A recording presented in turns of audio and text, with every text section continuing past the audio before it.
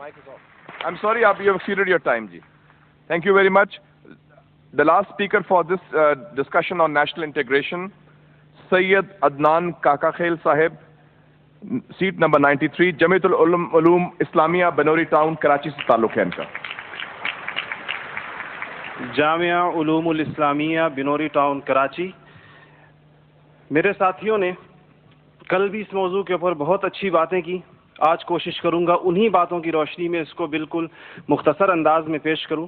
इसमें दो राय नहीं है कि हमारा सबसे बड़ा बहरान नज़रियाती यकजहती, फ़िक्री वहदत और इत्तेहाद व इत्तेफाक से महरूमी है. मगर सोचने की बात यह है कि ये महरूमी 58 साल गुजरने के बावजूद अभी तक क्यों है. उसकी वजह यह है कि वो जो बुनियादी प्लेटफॉर्म दिया गया था कि पाकिस्तान का मतलब क्या, ला इलाहा इल्लल्लाह, उस पर कन्फ्यूजन्स पैदा कर दी गई.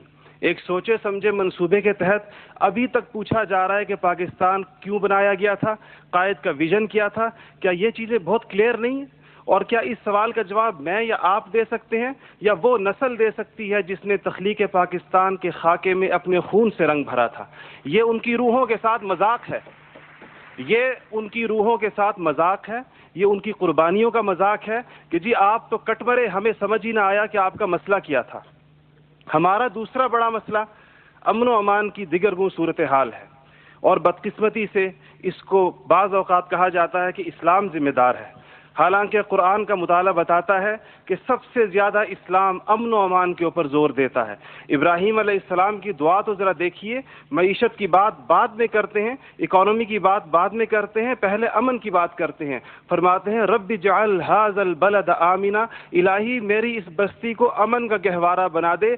फिर फरमाते हैं वर्ज़ुक़ अहलहु मिनस समरात, इसमें रहने वालों को इनकी मईशत भी ठीक कर दीजिए. और अल्लाह ताला भी जब अपने इनामात गिनवाते हैं तो फरमाते हैं इब्राहीम अलैहिस्सलाम को कि वइज़ जअलनल बैत मसाबतन लिन्नासि व अमना, हमने आपको एक ऐसी जगह बसाया जिसको बार बार आने की जगह और अमन का गहवारा बनाया. ये तो बात बिल्कुल वाज़ेह है. मसला ये है हमारा अमन व अमान तबाह क्यों हुआ, हमारा नौजवान किस तरह दहशत गर्दों का आला बना और हम रोज़ बरोज़ लाकानूनियत की दलदल में क्यों धंसे जा रहे हैं. जनाब सदर, नोट करने की बात है कि ये सबक उसको किसी मजहब ने नहीं सिखाया, ये सबक उसको किसी दीन ने नहीं बताया. ये तबकाती तफरीक, इस्तेहसाली निज़ाम, टैलेंट की बेकदरी, तालीमी ढांचे का खोखलापन, बे इंतहा करप्शन और इख्तियारात के नाजायज़ इस्तेमाल वो खौफनाक मसाइल हैं जो नौजवान को इस तरफ लेकर गए हैं. आप ये मसाइल हल कर दीजिए, आप ये मसाइल हल कर दीजिए, फिर देखिए ये नौजवान दहशतगर्द है या अमन पसंद है. हमारा तीसरा सबसे बड़ा मसला जो इस वक्त बहुत अहमियत का हामिल है, जमहूरी रिवायात का फुकदान है. हम अभी तक हकीकी जमहूरी कल्चर और अवामी मैंडेट के एहतराम के माहौल को पैदा करने में नाकाम रहे हैं. टूटती बनती असम्बलियों, इंतखाबी धांधलियों और जनाब सदर अहम कौमी मसाइल में पार्लियामेंट को बाईपास करने की रिवायात ने अवाम का एतमाद मौजूदा पॉलिटिकल सिस्टम से उठा दिया है. इसके लिए हमें अपने उस पड़ोसी मुल्क से सबक सीखना चाहिए जहां से मुशाहिद साहब तशरीफ़ लाए हैं और आप अनकरीब जाने वाले हैं. उनकी और हमारी तारीख़ आज़ादी एक ही है. उनको और हमको हमें और उनको एक जितना वक्त मिला है, मगर उन्होंने अपने यहाँ जमहूरी अक़दार को इतना मजबूत कर दिया है कि हुकूमत कितनी नाकाम साबित क्यों ना हो जाए, कोई भी उस्ताद टूट पड़े, ये नहीं हो सकता कि फ़ौज बैरकों से निकले इक़्तिदार में आकर बैठ जाए. इसी तरह जनाब सदर, मैं ये समझता हूँ कि आज इस हॉल में लगी हुई कायद की तस्वीर आपसे पूछ रही है, आगे आप खड़े हुए हैं कि जनरल तुम तो सरहदों के रखवाले हो, तुमको ईवान इक़्तिदार की राह किसने दिखाई है. और जनाब वाली, जनाब आला, हमारा तीसरा सबसे बड़ा मसला एलीट क्लास इकोनॉमी है.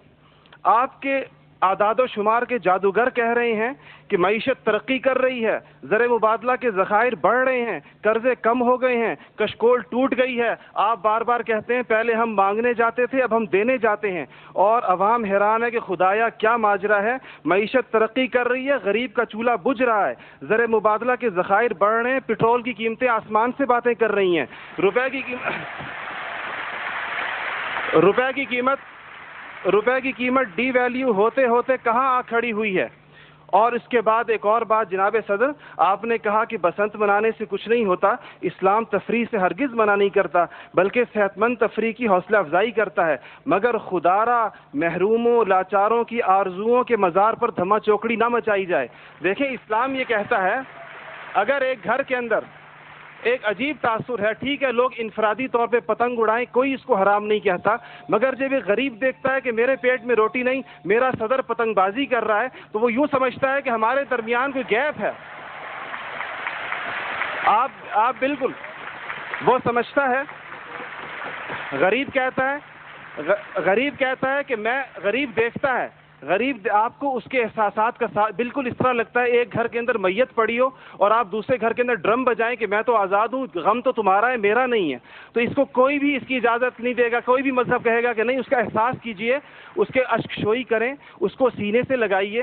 اس کے علاوہ جناب صدر ایک بہت اہم بات جو ہم محسوس کرتے ہیں کہ بعض مسائل آپ کے لہجے کی کرختی کی وجہ سے خراب ہوتے ہیں. آپ بلوچستان کے عوام سے کہتے ہیں تمہیں ہم وہاں سے ہٹ کریں گے, تمہیں پتہ ہی نہیں چلے گا ہم نے تمہیں کہاں سے ہٹ کیا ہے. یہ چیزیں آپ قوم کے بڑے ہیں, آپ کو بالکل قوم سے اس انداز میں گفتگو کرنی چاہیے جس طرح آپ اپنے بیٹے بلال سے گفتگو کرتے ہیں. آپ کو اس کے جناب صدر آپ کا لہجہ جو ہے, وردی کی بات میری بہن نے کی, وردی کی بات تو آپ نے خود 14 کروڑ عوام سے کہا تھا میں 31 دسمبر کو اتار دوں گا, پھر قوم کے وسیع تر مفاد میں آپ وعدے سے مکر گئے. تھینک یو جی, شکریہ, مہربانی, تھینک یو. آپ کا ٹائم ہو گیا ہوگا جی.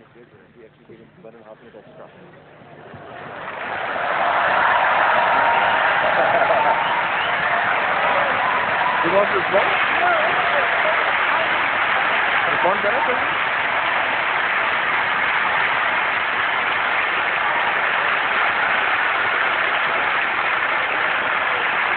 Okay.